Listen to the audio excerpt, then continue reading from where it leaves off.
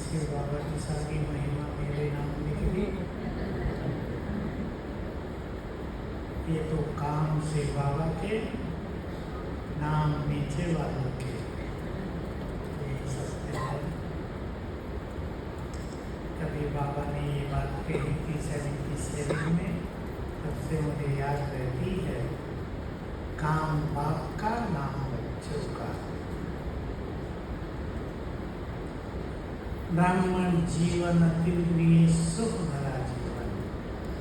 मैं जोड़ देता हूँ टॉपिक में कुछ और। सुख भरा जीवन, खुशियों भरा जीवन, शांति से भरा जीवन, प्रेम से भरा जीवन चाहिए या नहीं? प्रेम बहुत जरूरी।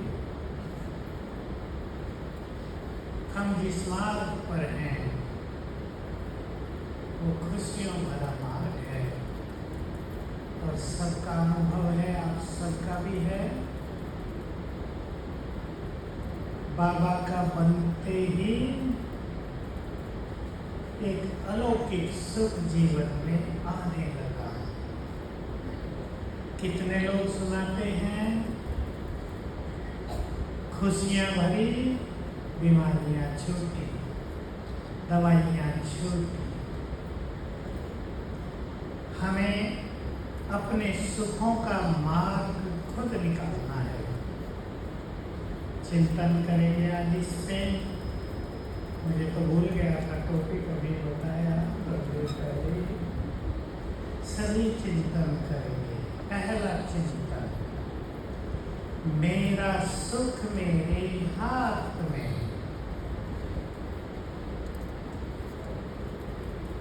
है या नहीं? जिसने अपना सुख, अपनी खुशियां दूसरों के हाथ में दे दी, वो सुखी नहीं रह सकते। चिंतन करेंगे। हमारी खुशी का आधार कहीं छोटी छोटी चीजें तो नहीं है। मनुष्य अपने से बाहर निकल कर सुख ढूंढता है, खुशियां ढूंढता है, वो तो अंदर से आएंगे। किसी व्यक्ति को इच्छा होती है मुझे अपना घर हो, बहुत जरूरी इच्छा है। इच्छा न कहते इसको आवश्यकता कहेंगे। घर मिल जाता है, खुशी होती है, लेकिन उसी घर में कुछ कठिनाई होने लगे, फिर नई बात, इच्छा नई जागृत होती है। ये हो जाए तो हम सुखी हो जाएं। और इस तरह सुखों के आधार की संख्या बढ़ती जाती है। माताएं कहा करती मुझे, बस तेज पुरुषार्थ करेंगे, 2 बच्चों की शादी हो जाए, वक्त हो जाए, बस तेज पुरुषार्थ करेंगे। हो गई। फिर बच्चों के बच्चे हो गए, अब उनको संभालने का काम दादी का। हम कहते हैं माता जी सेवा में तो आओ, अब तो काम पूरे हो गए। कहाँ सेवा? अब तो बच्चों को संभालना पड़ता है। हमारी बहू तो जॉब पर जाती है। जो मनुष्य अपनी उन्नति को, अपनी साधनाओं को इस तरह करना चाहते हैं कि ये काम पूरा हो जाए तो करेंगे, वो कभी नहीं कर पाते, क्योंकि काम कभी पूरे होते नहीं। तो हमें अपने से चिंतन करना है। मैं बाबा को पाकर सुखी हूँ, और बाबा का महावाक्य याद कर ले सभी साकार बोलियों का। अतीन्द्रिय सुख पूछना हो तो उनसे पूछो जो आत्माभिमानी होकर रहते हैं, क्योंकि ये सुख अलग सुख है। ये स्थूल सुख नहीं, अतीन्द्रिय इसका अर्थ है इंद्रियों से परे का सुख। मन का सच्चा सुख, ईश्वरीय अनुभूति का सच्चा सुख, इसलिए इसको अति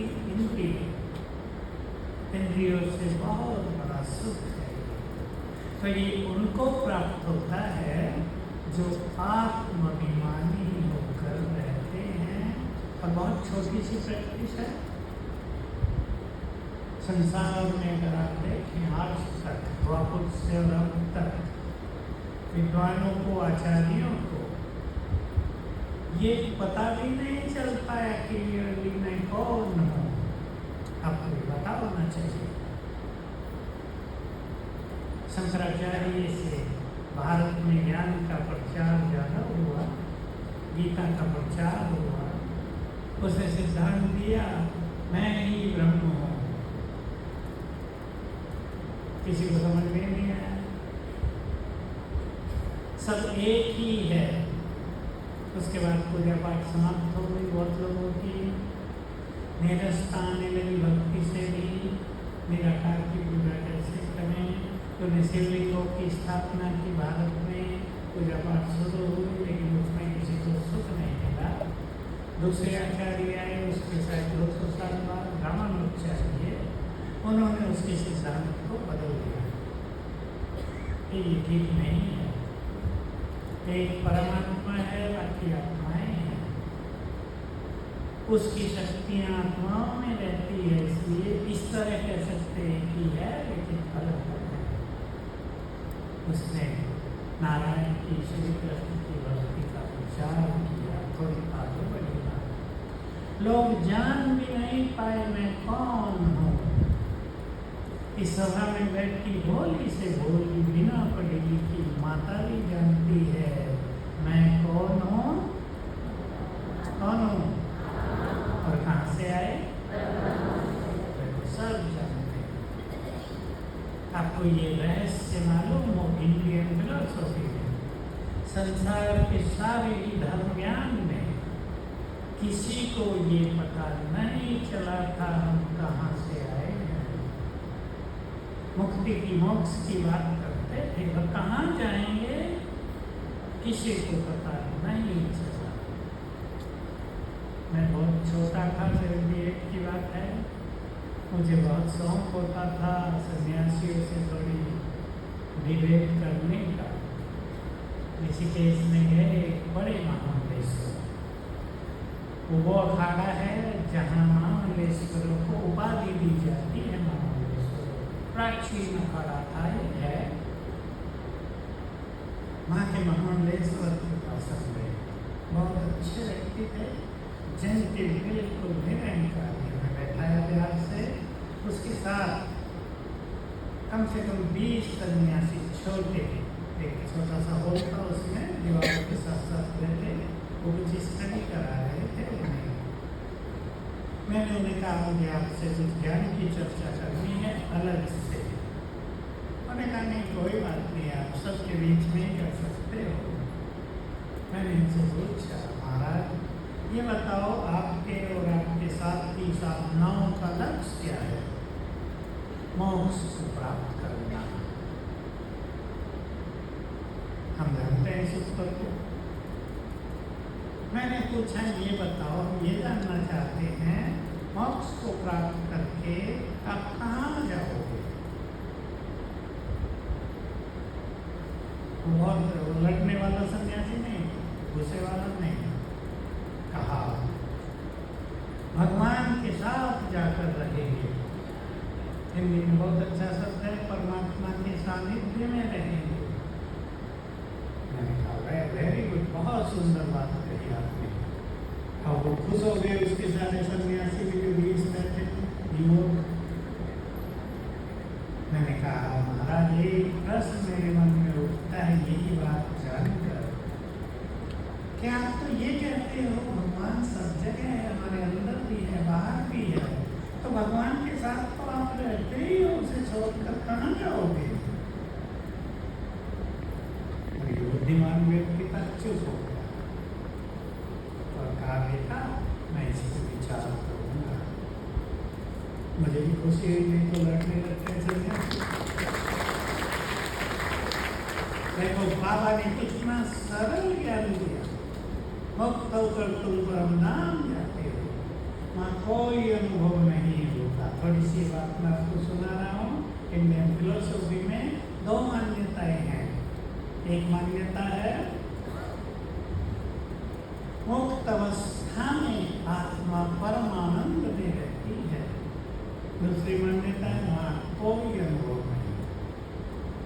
एक मान्यता है मुक्ति के बाद भी आत्मा को वापस आना पड़ता है। दूसरी मान्यता है नहीं, परमात्मा में लीन हो जाती है, उसको वापस नहीं आना पड़ता। ये भिन्न भिन्न चर्चाएं रही हैं। इन चीज़ों को हम बहुत स्पष्ट जानते हैं। मैंने आपको ये बात इसलिए सुनाई, हमें बहुत अच्छा नशा रहे, संपूर्ण ज्ञान प्राप्त हो गया है, कुछ भी खोजना शेष नहीं है। पसंद है? मैं करता हूँ। कुछ भी खोजना शेष नहीं है। बोलो, माताओं का क्या विचार है? या कुछ जानना बाकी है? नहीं है।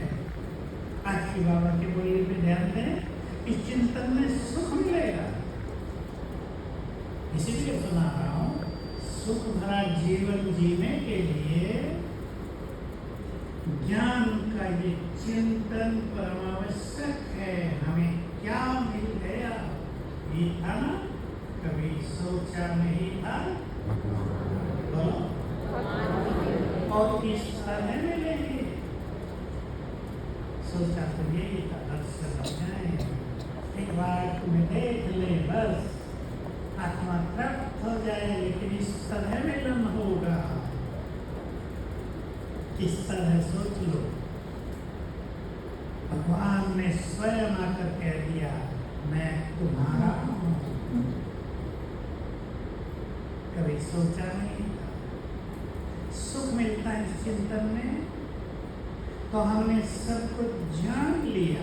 आज की बोलिए, तुम बड़ा इम्तिहान पास करते हो। उन दिनों के साथ थे एग्जामिनेशन,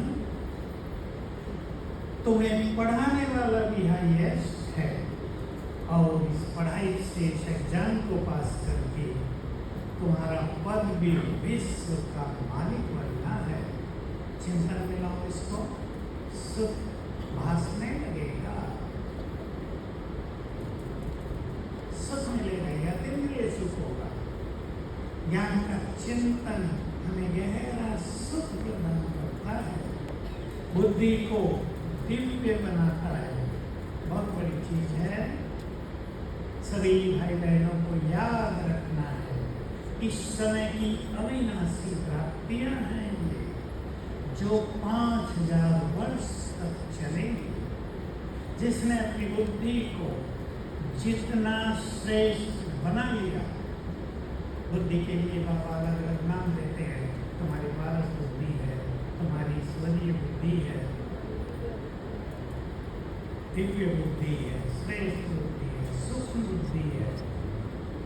जिसने जैसी बुद्धि यहाँ बना ली, 5000 वर्ष हर जन्म में वैसी ही बुद्धि प्राप्त होगी। ध्यान से सुनिए। एक होती है तेज बुद्धि। तेज बुद्धि वाले क्या करते हैं? यहाँ भी आएंगे, इधर देखेंगे, उधर कौन क्या कर रहा है, यहाँ आएंगे तो पता तो चले लोग ठीक ठाक हैं भी हैं या धोखा हो रहा है हमसे। तेज बुद्धि वाले इधर उधर चेक करेंगे, फायदा नुकसान ये होगा कि यहाँ से कुछ भी लेकर नहीं जाएंगे। इसको तेज बुद्धि कहते हैं। इसकी जरूरत नहीं। दिव्य बुद्धि सुख भरा जीवन प्रदान करेगी। तो बहुत बड़ा एग्जाम हम दे रहे हैं, और एग्जाम जितना बड़ा पद होता है उतना ही टफ एग्जाम भी होता है या नहीं? IIT में आपके बच्चे जाना चाहते हो, कितनी मेहनत करते हैं, फिर भी कोई सफल होते हैं, कोई नहीं। हम ज्ञान के चिंतन को बढ़ाएं,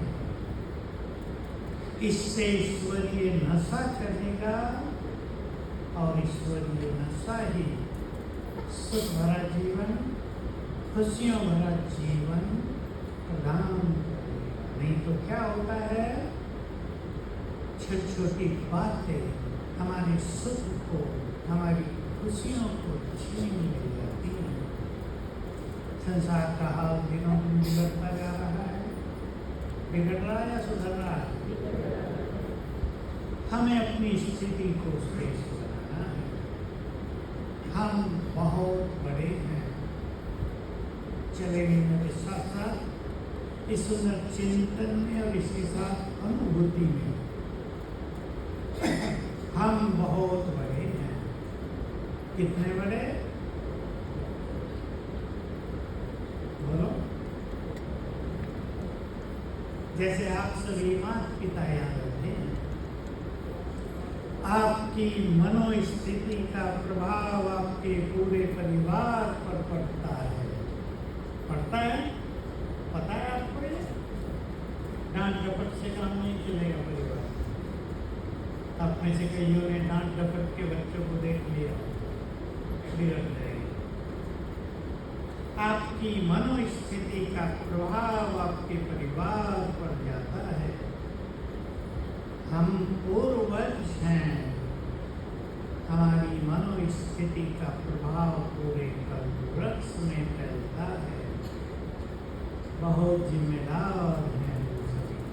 चले कुछ क्षणों के लिए अभ्यास करेंगे, अपनी मान्यताओं को याद करेंगे तो व्यर्थ खत्म होगा, जीवन सुखी होगा। संकल्प करें, मैं कल्पवृक्ष की जड़ों में हूँ। चित्र बना लें। मेरे सिर के ऊपर ही कल्पवृक्ष खड़ा है।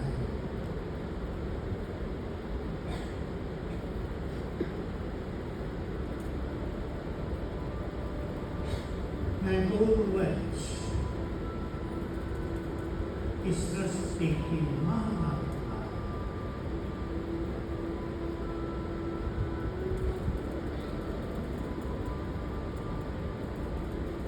सभी की पालना करने वाली सर्वश्रेष्ठ आत्मा हूँ।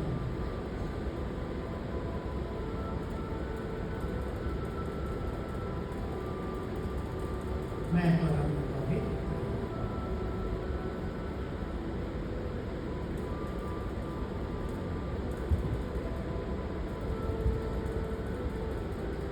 मुझसे निकले हुए पवित्र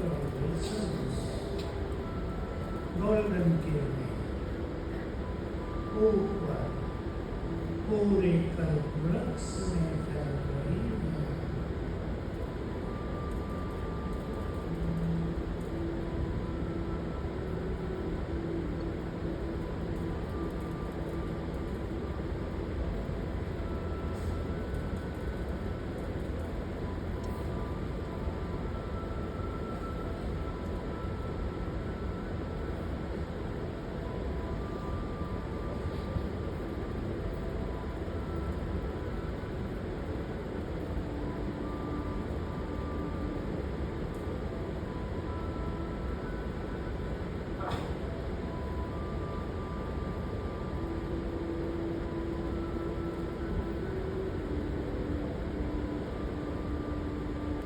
देखिए ऊपर की ओर हमारे पवित्र वाइब्रेशन से ये तमो प्रधान कल्पवृक्ष सुनहरा हो रहा है।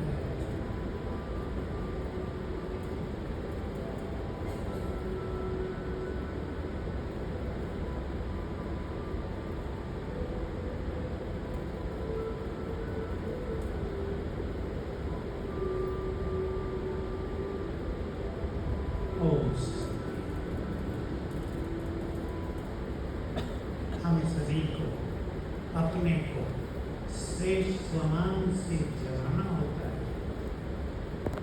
हम बहुत बड़े हैं या नहीं, या छोटे हैं? गृहस्थी माता है, गृहस्थी माता है। बोलो क्या हो? नहीं, गृहस्थी नहीं, कुछ और। गृहस्थी माता है, या शिव शक्तियाँ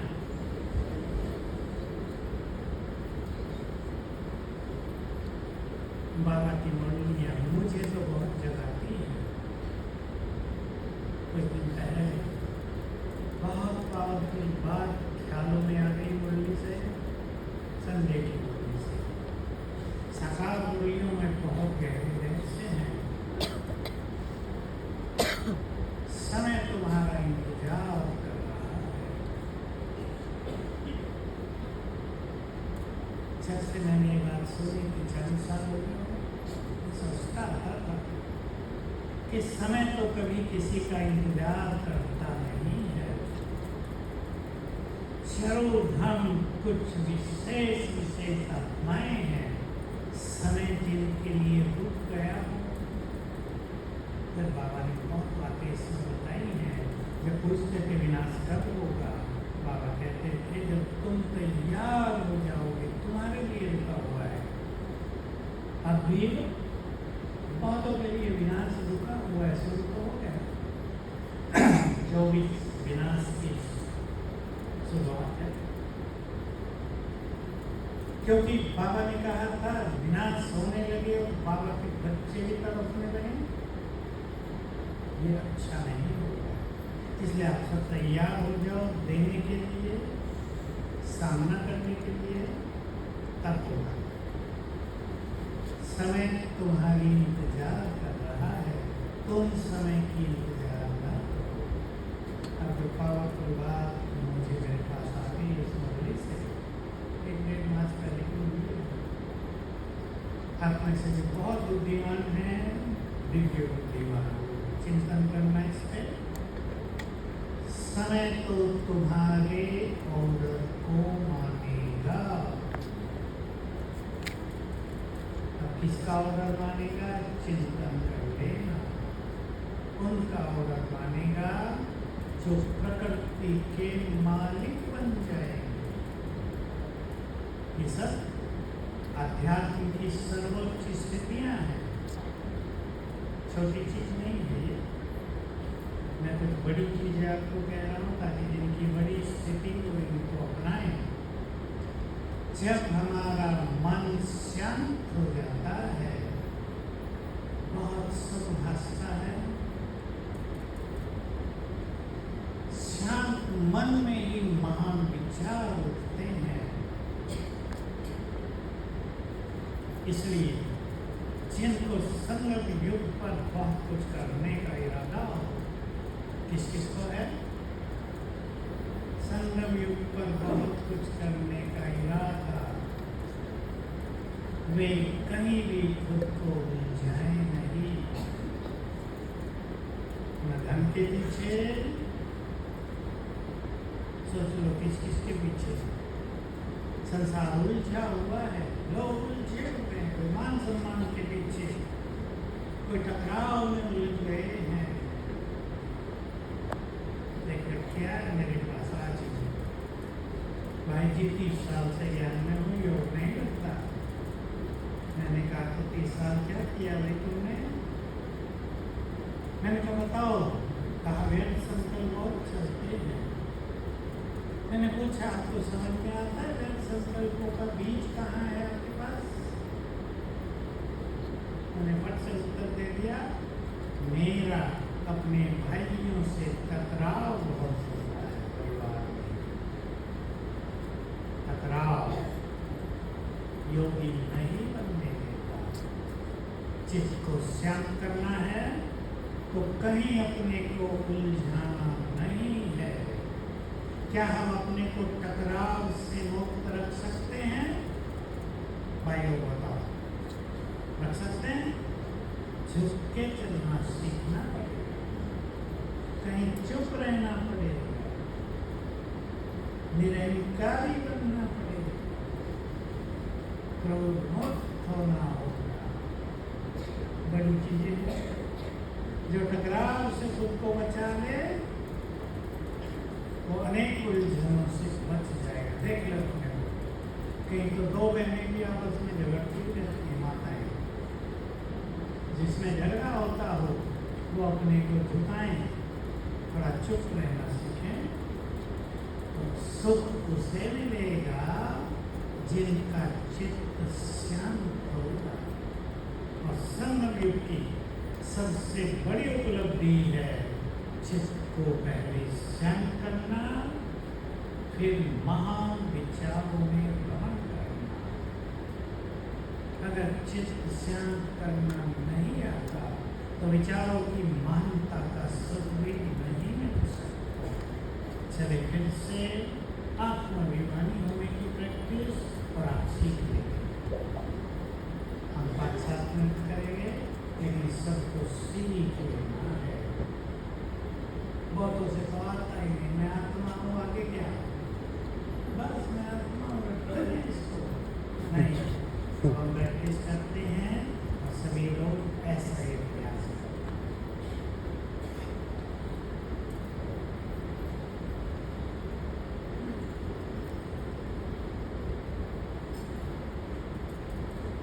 अपने आत्मिक स्वरूप को देखेंगे मस्तक के मध्य में। मैं चमकती हुई तेजस्वी आत्मा,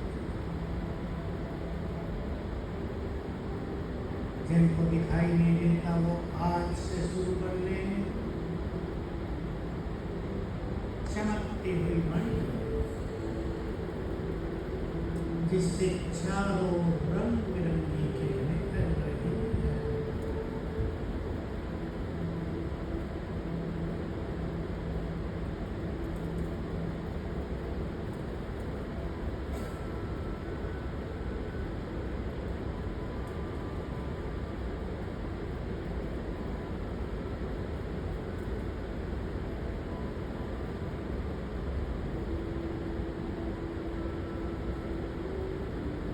क्षणों के लिए संकल्प करें, शरीर है ही नहीं, लो हो गया, बच गई मैं निराकार।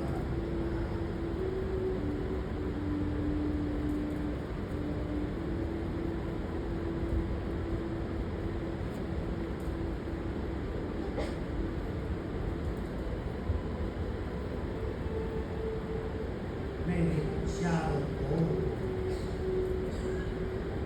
बहुत तेजस्वी आधामंडल है।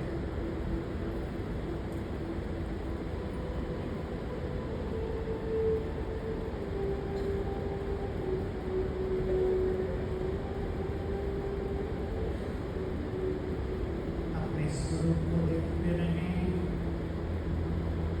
साथ साथ में संकल्प करें, मैं आत्मा श्याम।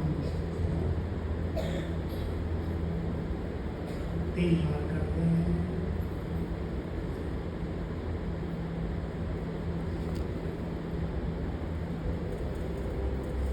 स्वीकार कर ले, शांति मेरी नेचर है।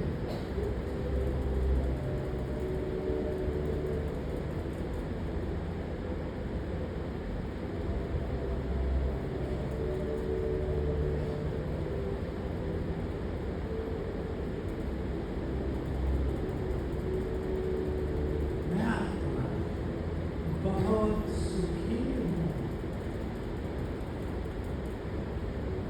बाबा को बात कर मैं बहुत सुखी हो गई। मैं बहुत सुखी हूँ।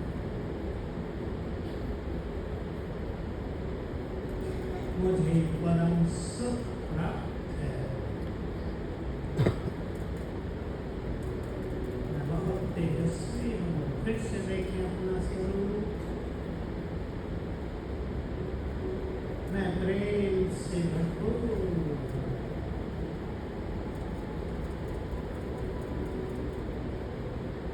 घृणा, ईर्ष्या, द्वेष तेरा मेरा सबसे दूर है। मेरे चित्त में सभी के लिए निर्मल प्रेम समाया हुआ है।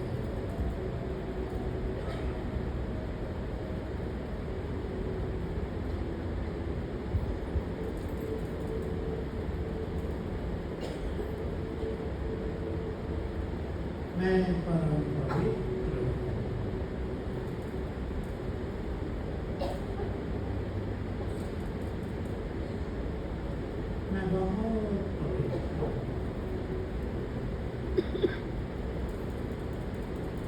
दैव कुल की पवित्र आत्मा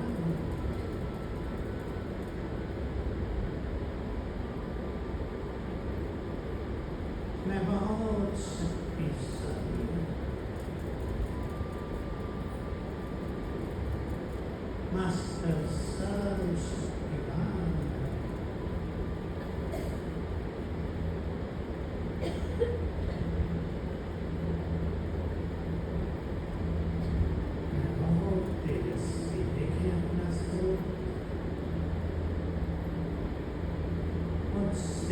फैलती हुई किरणें मेरे ब्रेन में भर गई हैं, मस्तिष्क पवित्र किरणों से भर गया है।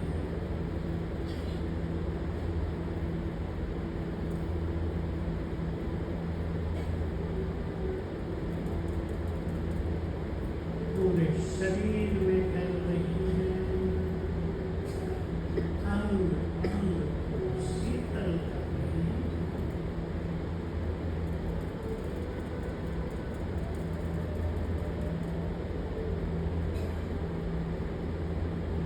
मेरे चारों ओर पवित्रता का शक्तियों का बहुत आकर्षण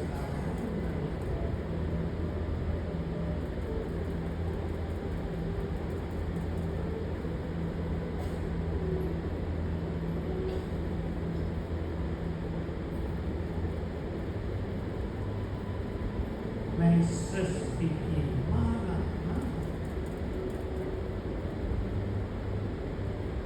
पुण्यात्मा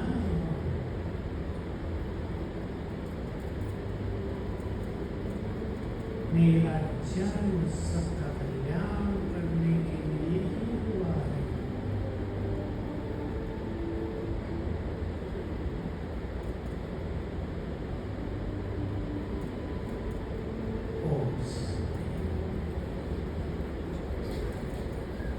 ऐसे किया करेंगे 2 बार बैठकर। ये बैठ के करने के अभ्यास है ताकि चलते फिरते मैं आत्मा हूँ, ये मेरा शरीर है। सिंपल। कभी कर सकते हैं मैं आत्मा अंदर बैठकर आंखों से देख रही हूँ, लेकिन अपने स्वरूप को देखना बहुत जरूरी होता है। सुख देंगे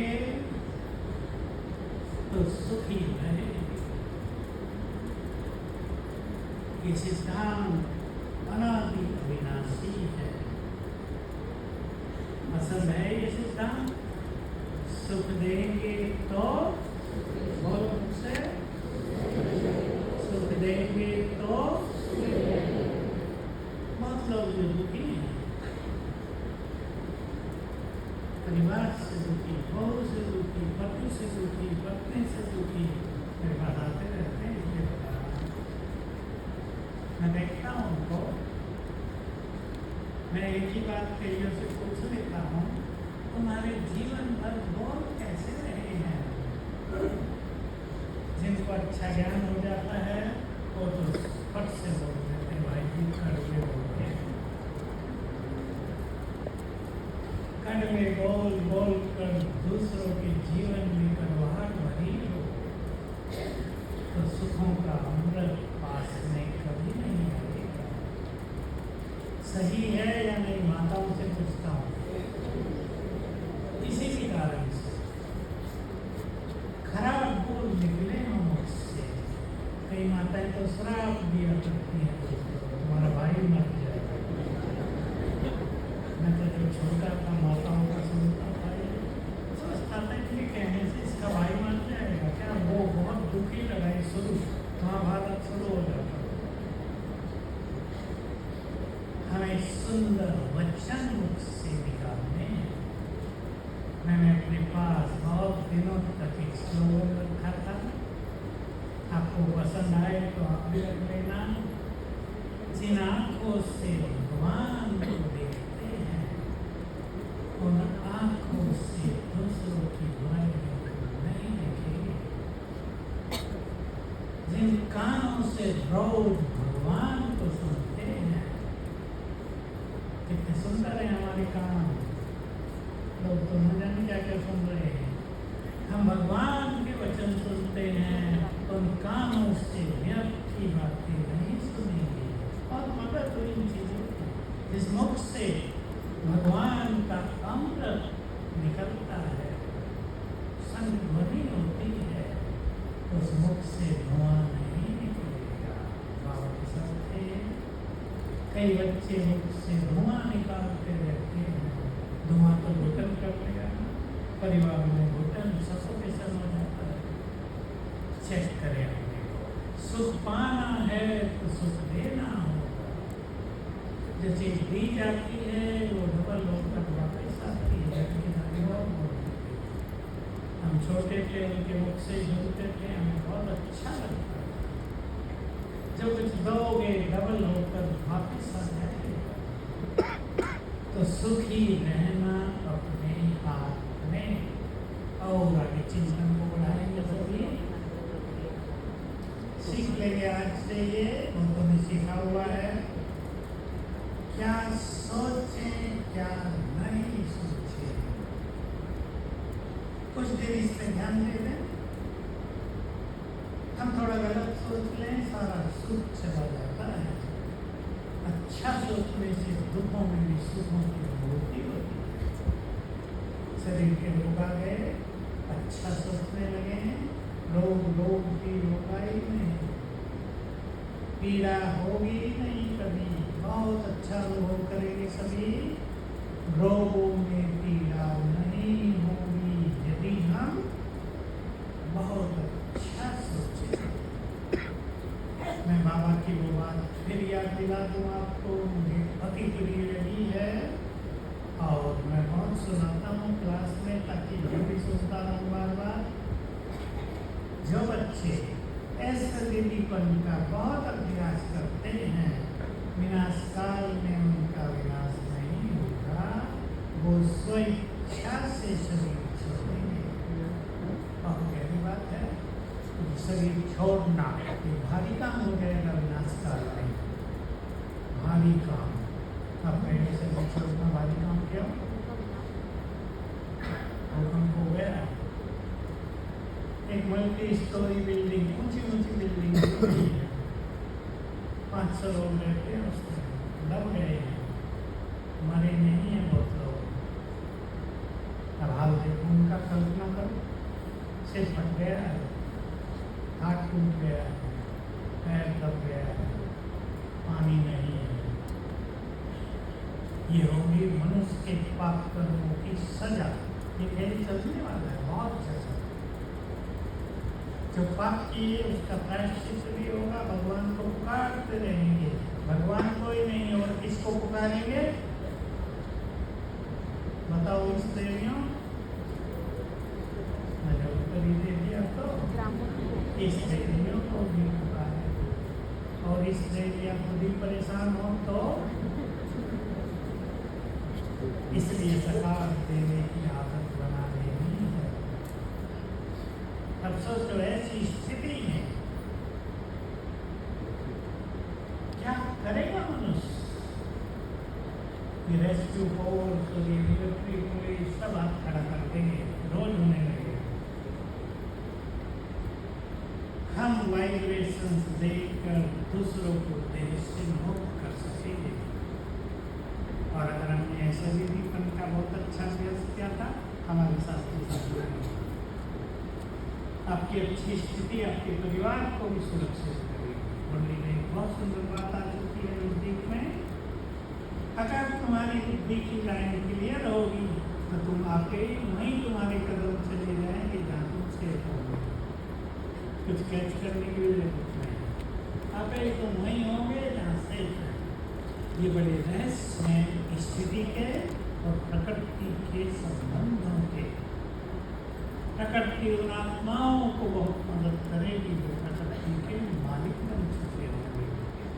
तो हम सभी क्या सोचें क्या न सोचें, वक्त करेंगे इस पर, आदत डाल देंगे। जो कोई बात सामने आती है हम क्या सोचते हैं चेंज करेंगे। हमारा अच्छा सोच हमारे अच्छे भविष्य का निर्माण करेगा। तो चिंतन को सुंदर करना है। मैं आपको चिंतन की ओर ले चल रहा हूँ। और यूट्यूब पे आपने बहुत सुना होगा, आज बहुत प्रैक्टिकल कर ले यहीं पर। मेरे साथ बोलो, आगे आप बोलो, मेरे साथ स्वयं भगवान। ये चिंतन है। इसलिए और एक शब्द तो मैं इस सृष्टि में बहुत बहुत भाग्यवान हूँ, इसलिए मेरे साथ बुरा हो ही नहीं सकता, सब कुछ अच्छा होगा। इस संकल्प में बहुत जादू है। चिंतन को सवेरे से ही किया करें तो आप में एनर्जी रहेगी बहुत अच्छी। संसार में भय बढ़ता जाता है। देखो चिंतन कैसे बदलना है सबको। भय बढ़ता जा रहा है और बढ़ता जाएगा। अगला साल शायद संसार को बहुत भयभीत कर देगा। कभी पूरा विनाश नहीं होगा, आप सोचो कल विनाश हो जाएगा, अगले साल में ये नहीं। विनाश काल में सभी को उनके कर्मों की सजा भी मिलनी है। विनाश काल ही धर्मराज काल भी है, इसलिए बहुत कुछ होगा। है मैं आजकल उदाहरण दे रहा हूँ। जापान की सरकार ने चेतावनी जारी की है कि 8 स्केल से 8 डिग्री स्केल से भी बड़ा भूकंप आ सकता है जापान में, और उसके बाद आएगी बड़ी सुनामी, क्योंकि धरती के अंदर 2 प्लेट टकरा रही है। उससे सागर का पानी बहुत उछल जाएगा। अब आप सोचो जापान के मनुष्यों को कितना डर लग रहा होगा। 8 डिग्री स्केल से बड़ा भूकंप माना महाविनाश। 7:30 से महाविनाश शुरू हो जाता है। कच्छ में जो हुआ था 7.9, 8 से ज्यादा। कितना भय होगा न भय के लिए बात सुना। इसलिए सभी इस भय को समाप्त करेंगे। सूक्ष्म रहस्य जान ले, ध्यान से जान ले, सुन ले, अच्छी तरह सुन लेंगे। चेंज करेंगे अपने चिंतन में, ये सोचेंगे ये नहीं। हमारा भय निगेटिव एनर्जी को आकर्षित करता है। माताओं ने सुना, निगेटिव एनर्जी शायद कहीं नहीं समझते होंगे। आप संकल्प कर रहे हैं कहीं कुछ हो न जाए, कहीं कुछ हो न जाए, होगा। जो एनर्जी है उसको आपने आकर्षित कर लिया।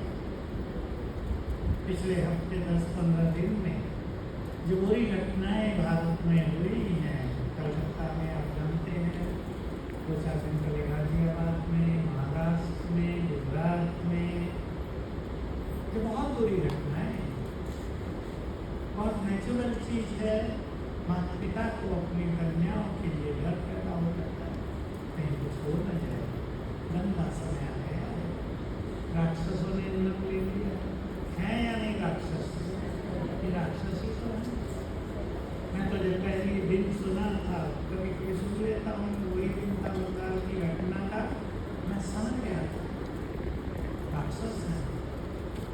प्रिंसिपल की तो इतनी गंदी बातें कही जा रही थी कि आप सुन भी नहीं सकते, हम तो बोल भी नहीं सकते। इतना महापापी है, बिल्कुल राक्षस है। तो भय पैदा होता है या नहीं? हम संकल्प करें, सभी माताओं को खास कह संकल्प करो, अपने बच्चों को भी सिखाओ। बाबा मेरे है, उसकी छत्र छाया में मैं सुरक्षित हूँ। क्या सिखाएगी माताएं? रिपीट करो।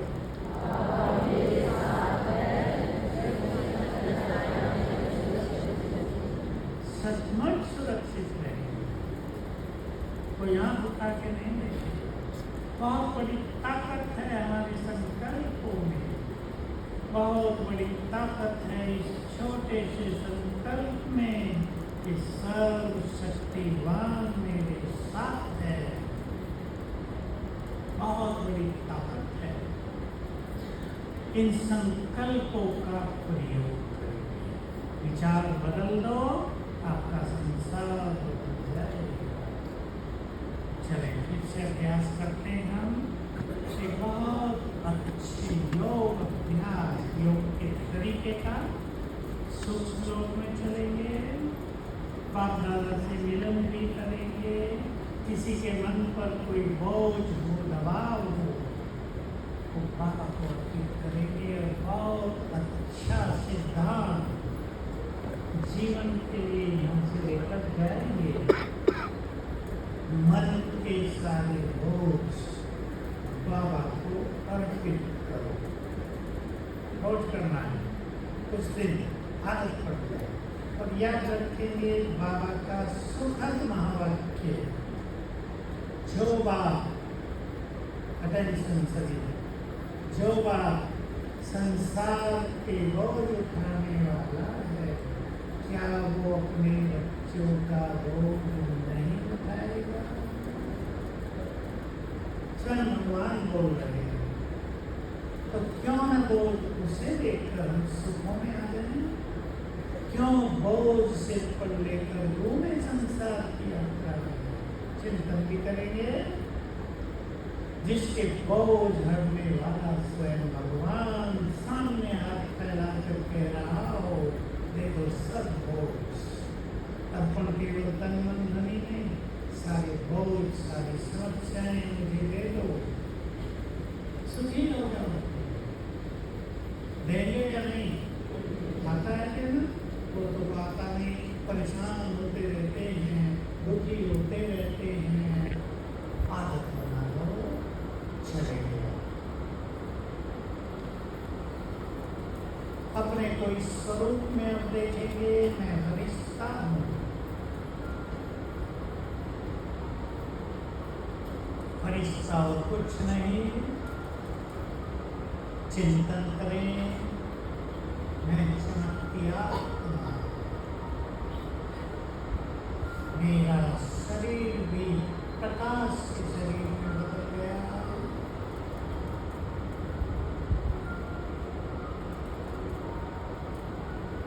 अंग अंग से लाइट नाइट की किरणें फैल रही है।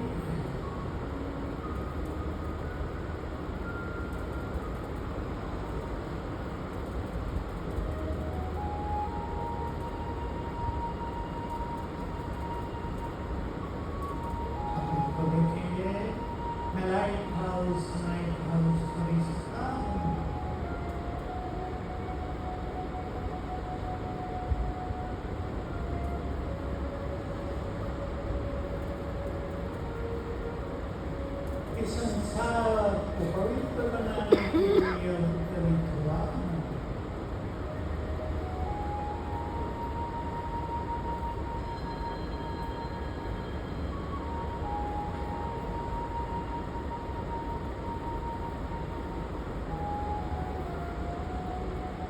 अब हम सूक्ष्म लोग चलेंगे।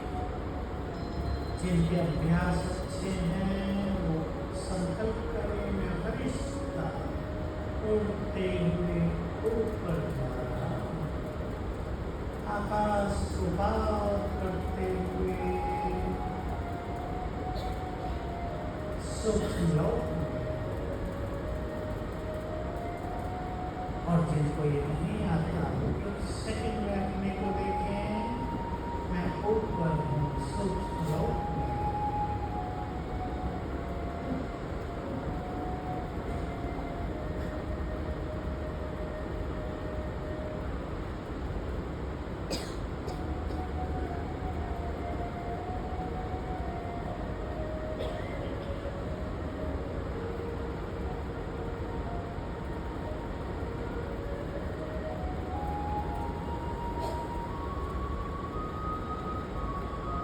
यहाँ चारों ओर सफेद प्रकाश है, परमानंद है।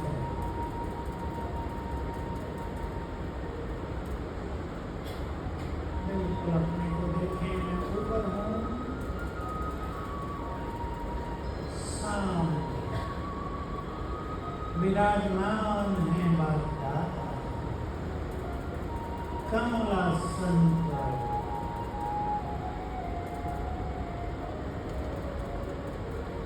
चारों ओर बहुत तेजस्वी प्रभाव है।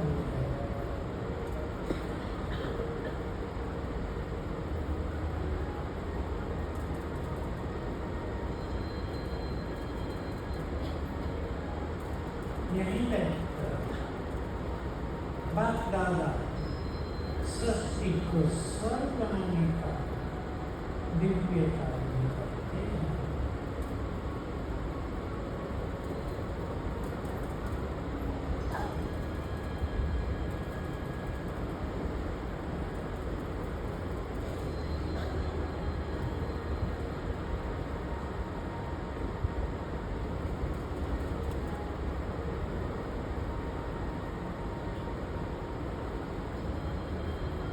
ब्रह्मा वाला मस्तक में यान सूर्य चमक रहे हैं, देखते चले।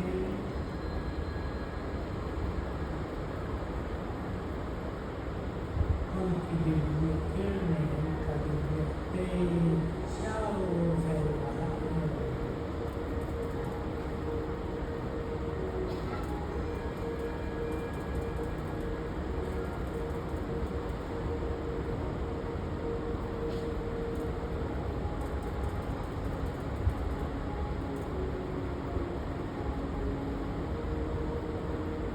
बाबा दृष्टि दे रहे हैं।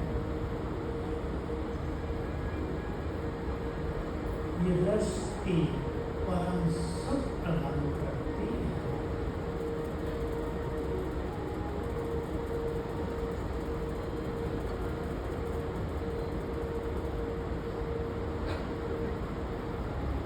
ये दृष्टि विघ्नों को हरने वाली है। लेते रहे दृष्टि,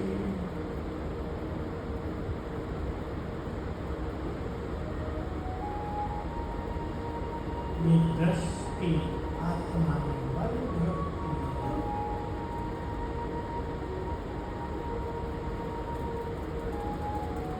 हम और बाबा आमने सामने,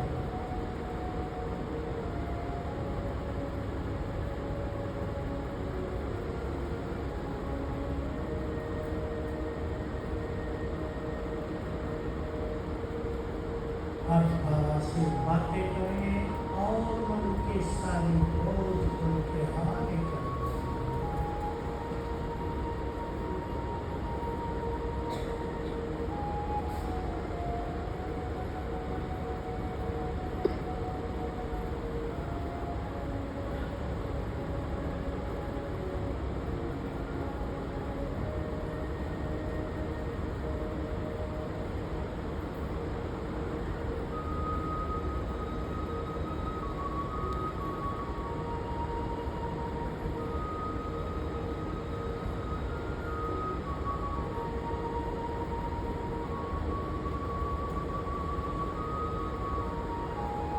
बाबा ने अपना हाथ मेरे सिर पर रख दिया।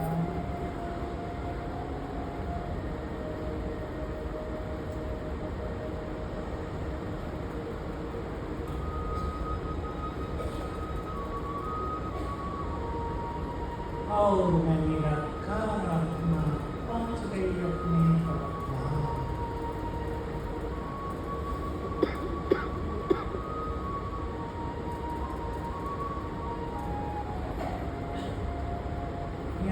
चारों ओर लाल सुनहरा प्रकाश,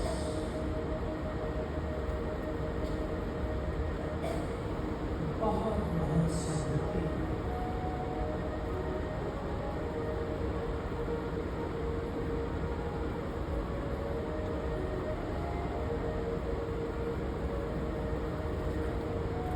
मैं चमकती तेजस्वी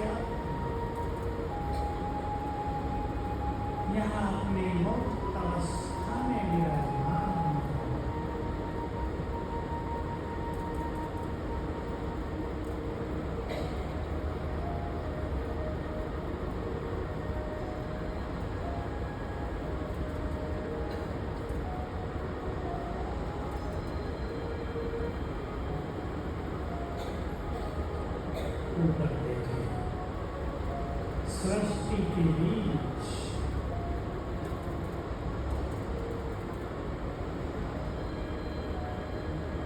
मेरे मन के लिए खुदा दोस्त ज्ञान सूर्य उनके स्वरूप पर बुद्धि को स्थिर कर दें, विज्ञान की सागर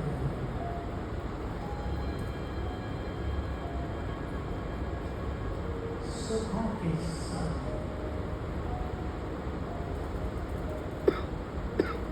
शक्तियों के भंडार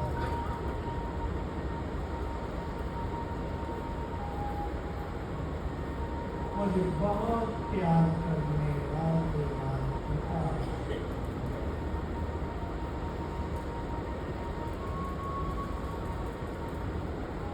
उनका दिव्य तेज उनकी शक्तियों की किरणें दूर दूर तक फैली हैं।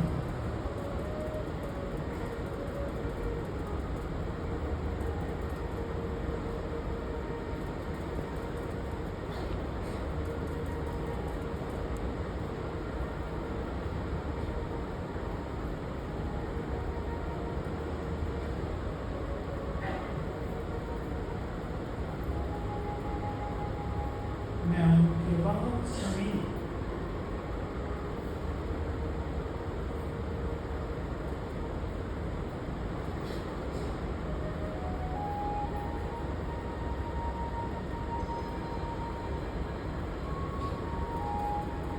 उनकी संपूर्ण शक्तियां मुझे समान मैं शक्तियों की किरणों के बीच हूँ।